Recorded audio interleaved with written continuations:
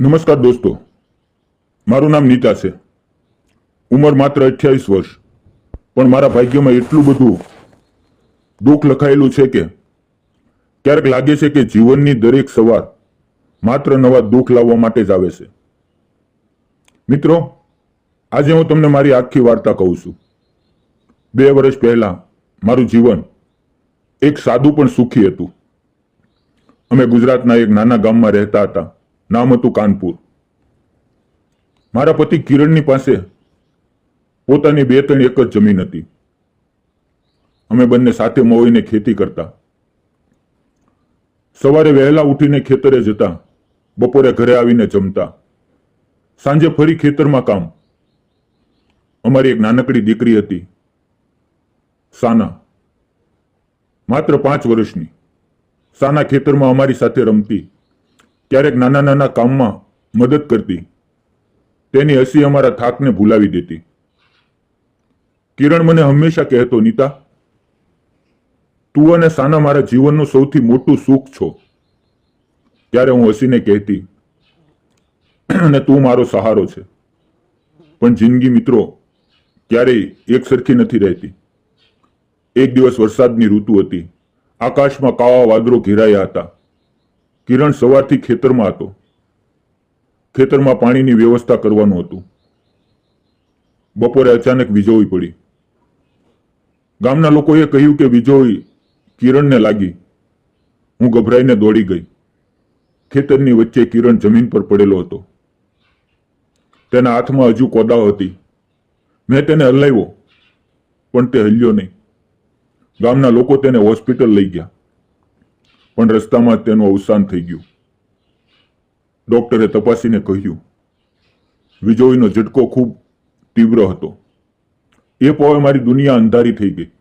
હું રડતી, સીચો પાડતી તેના શરીર પાસે બેસી રહી. સાના મારી પાછળ આવી અને પપ્પા ઉઠો ને એમ કરતી રડવા લાગી.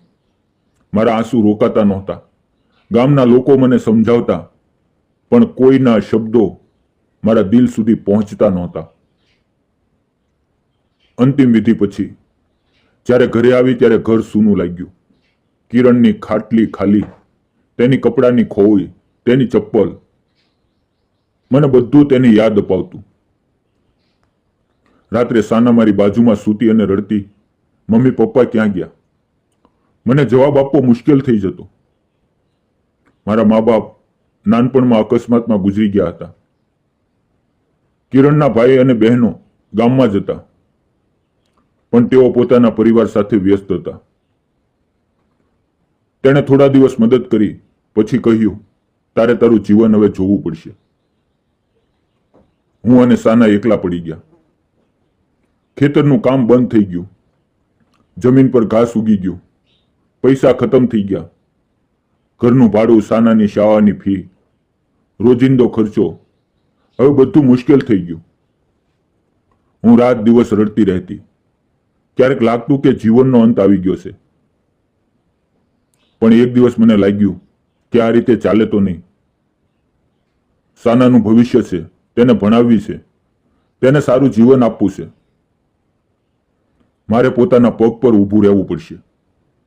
મેં ગામના સરપંચને મળીને કહ્યું, મને ખેતરમાં કામ મળે એવું કરો, હું મહેનત કરીશ. સરપંચે કહ્યું, બેટા, તું એકલી સ્ત્રી છે, ખેતરમાં કામ મુશ્કેલ છે, પણ ગામની બહાર રામજીભાઈના મોટા ખેતરમાં મજૂરીનું કામ છે, તું ત્યાં જઈને વાત કર. બીજે દિવસે હું સાનાને પડોશના પાસે છોડીને રામજીભાઈના ખેતરે પહોંચી. ત્યાં 50-60 એકર જમીન હતી. રામજીભાઈએ મને જોઈને પૂછ્યું, તું કામ કરવા આવી છે? પણ ખેતરમાં ભારે કામ છે. તડકો, વરસાદ, ભારે વજન. મેં નમ્રતાથી કહ્યું, હું બધું કરીશ, મારે મારી દીકરી માટે કરવું છે. તેમણે મને કામ આપ્યું અને દરરોજના 350 રૂપિયા નક્કી કર્યા. એ દિવસથી મારી મહેનતની સફર શરૂ થઈ. સવારે 4:30 વાગ્યે ઉઠવું, ઘરનું બધું કામ કરવું, સાનાને તૈયાર કરવી અને ખેતરે પહોંચતી. ત્યાં બીજ વાવવા, ખાતર નાખવું, પાણી આપવું, ઘાસ કાપવું, હું બધું કામ કરતી. મારા હાથમાં ફૂલ્લા પડી ગયા, પીઠ દુખવા લાગી, પગમાં દર્દ થતું, મારી ત્વચા કાળી પડી ગઈ, પણ હું રોકાતી નહીં. સાંજે ઘરે આવીને સાનાને ભણાવતી, તેને રમાડતી, પછી થાકીને સૂઈ જતી. રાત્રે ક્યારેક કિરણને યાદ કરીને રડતી, પણ સવારે ફરી હિંમત કરતી. ધીમે ધીમે મારા ઘાવ ભરાવા લાગ્યા. મહેનતથી મનને ચેન મળતું. ખેતરમાં અન્ય મજૂરો પણ હતા. એક દિવસ એક યુવાન ખેડૂત મારી પાસે આવ્યો. તેનું નામ હતું જયંત. તે રામજીભાઈના ખેતરમાં મજૂરી કરતો હતો અને પોતાનું નાનું ખેતર પણ સંભાળતો હતો. તેણે મને જોઈને કહ્યું, તું આટલું ભારે કામ કરે છે, થાકી નથી જતી? મેં માત્ર મુસ્કાન આપી અને કહ્યું, મહેનતથી જ જીવન ચાલે છે. જયંત દરરોજ મારી પાસે આવવા લાગ્યો. તે મને ક્યારેક પાણીની બોટલ આપતો, ક્યારેક ભારે કોથળો ઉપાડી આપતો, ક્યારેક વાતો કરતો. તેની વાતો સરળ અને સાચી હતી. હવે ધીમે ધીમે અમે મિત્ર બન્યા. તેણે પોતાની વાત કરી. તેના પિતા ગુજરી ગયા હતા, માતા બીમાર હતી, બહેનોના લગ્ન થઈ ગયા હતા. તે એકલો હતો. મને લાગ્યું કે આ માણસ મારા દુઃખને સમજે છે. તે પછી જીવનની લડાઈ લડી રહ્યો હતો. એક દિવસ વરસાદની ઋતુમાં ખેતરમાં કામ વધારે હતું. રાત્રે મોડું થઈ ગયું. બધા મજૂરો ઘરે ગયા. હું એકલી રહી ગઈ. ખેતરમાં પાણીની પાઇપ બંધ કરવાનું બાકી હતું. ત્યારે અચાનક વરસાદ જોરથી પડવા લાગ્યો. અંધારું છવાઈ ગયું હતું.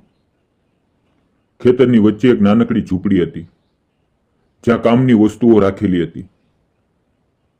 હું ત્યાં શરણ લેવા ગઈ, પણ અંદર અંધારું હતું. વરસાદનો અવાજ, વીજળીની ચમક, મને ખૂબ ડર લાગ્યો. મારા મનમાં સાનાનું ચિત્ર આવ્યું. કિરણની યાદ આવી. હું રડવા લાગી. ફોનની બેટરી ખતમ થઈ ગઈ. હું એકલી ફસાઈ ગઈ. બહાર નીકળવાનો રસ્તો દેખાતો નહોતો. અચાનક બહારથી અવાજ આવ્યો, નીતા, નીતા, તું અહીંયા છે? તે જયંત હતો. તે મને શોધવા આવ્યો હતો, કારણ કે હું ઘરે પાછી નહોતી ગઈ. તેની પાસે ટોર્ચ હતી. તેણે ઝૂંપડીનો દરવાજો ખોલ્યો અને મને જોઈ. મારા આંસુ જોઈને તે ગભરાયો. ડરી ગઈ? ચાલ ચાલ, તને ઘરે લઈ જાઓ. તેણે મને છત્રી આપી, મારો હાથ પકડ્યો અને વરસાદમાં ઘર સુધી છોડી આવ્યો.